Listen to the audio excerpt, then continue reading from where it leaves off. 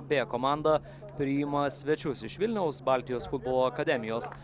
Futbolininkus jau visai netrukus, o išvykoje sugebėjo Kauno Žalgirio dublerius įveikti pozicijoje vos 3 taškais nusileidusi aukščiau žengusiam Plungės Babrungui. Čia BFA ataka ir Joris Aliukonis smūgį atremė. Vyras Adetundži, beje, šiandien šias rungtynes taip pat stebintis gyvai. Dabar gera galimybė, smūgis į vartus, tiesa, nestipriai. Atakuoja Misiūnas.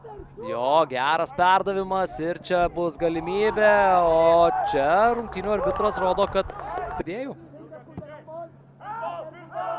Čia Kusobi, kokia klaida gynyboje, BFA šansas ir Joris Aliukonis. Ta ir daro Misiūnas ir šalia Virpsto.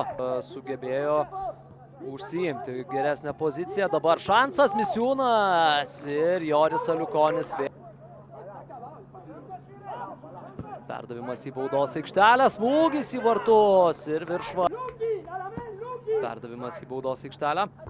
Čia šansas ir kamuolys galų gale atsiduria vartų tinkle. Pavyksta galų gale pasižymėti Baltijos. BFA perdavimas į baudos aikštelę. Šidlauskas pirmą kamuolį laimi, čia Sabitų. Su kamuoliu lieka Jurevičius. Jo smūgis iš toli, rikošetas ir dar vienas kampinis. Šį kartą perdavimas pažemė, smūgis į vartus ir visai šalia. Kamuolys tiesiog išrieda už galinės linijos.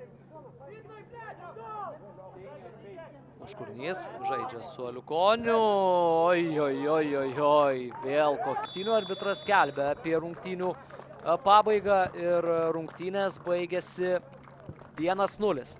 Baltijos futbolo akademijos komandos pergalę.